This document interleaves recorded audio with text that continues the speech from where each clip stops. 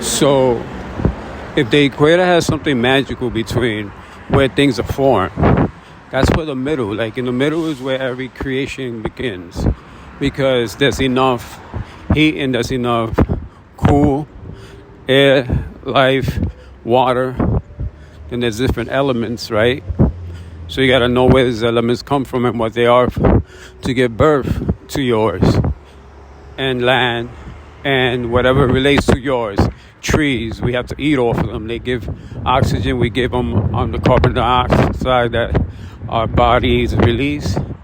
We go one in one. These are closest relatives to a human. Like anything that it gives out, we eat. Anything for health, we take. Anything for living, our organism, our health, our medicine is there.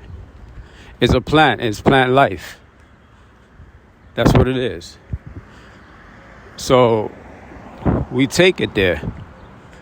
We take it there, and life brings more abundance of like Amazon looking. And your skin and your body and your health will go on and on. Because you have an abundance of understanding of life and human organisms together with your being in the land. You start looking and producing like the land. That's what I'm producing. That's what I'm beginning. So if it's an equator, if it's that magical equation and everything with the pyramids and everything with energy comes together, is because it's parallel to life and what energy it holds. And every hold of that energy is in between every creation. Without it, there's no creation. So it's parallel to man and woman. So it's just one half and then the other half. It makes the other world, makes the whole world. Half and half makes the whole world. That's what works. The world is an organism. Can't shut it down, give it any less of that same natural production that it needs. You got to put it back in if it's being taken. If it's being compromised, put it right back in. We're not doing that. We haven't been doing that for years.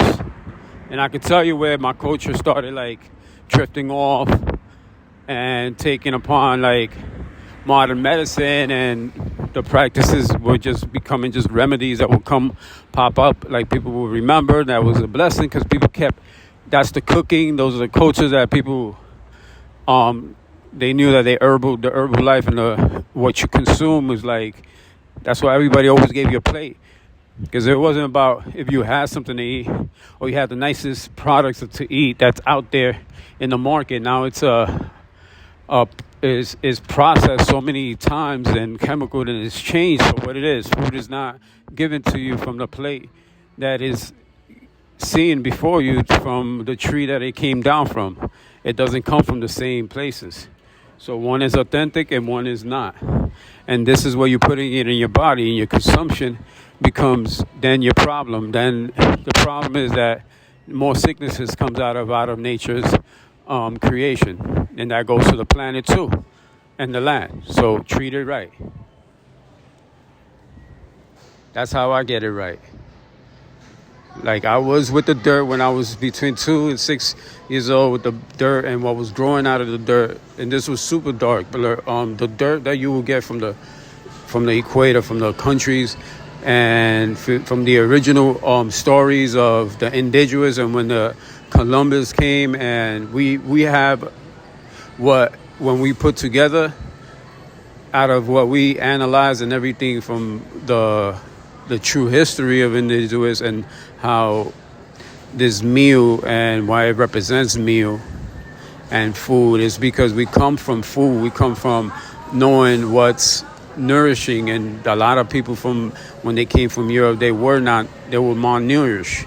They use a lot of their elements, and we use a lot of our elements to grow things, to give energy. Plants, pioneers of medicine, of herbal and food, energy source, primary sources of energy. Well, I'm indigenous, just like that, from the Dominican Republic, and beyond that. My ancestors always had some remedies that were ready, and our cousins were there with us. and we fought and fought until, a lot of our culture and a lot of the beliefs were like try to be talking about wiped out and washed off, like brainwashed. And it was just like what they was saying. There was a lot of the elements we used from overseas. We didn't develop weapons of mass destruction. That's why they came with a lot of diseases. They focus on of mass destruction and things that will take over things. And they conquered like this, and then they came on ships and did the same and they bring slaves over to do it to help them and fool that they were gonna get this promised land that it wasn't even. They did those same business they got over there.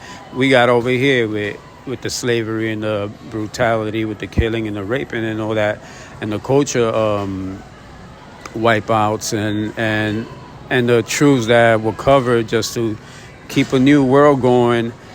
The only thing we taught how to give the life, not to kill the life, and we give to the land and cured it. And the Indians are pioneers to what the land and nature and your body is, opposed from what all these sicknesses come from. And then you have a system that is taking from the nature to make it a chemically, synthetically world of doctoring to say this is health, when they putting what out of nature body experiences in your body. Your body needs to cure from the same medicines that they giving you with the same treatments that will help you.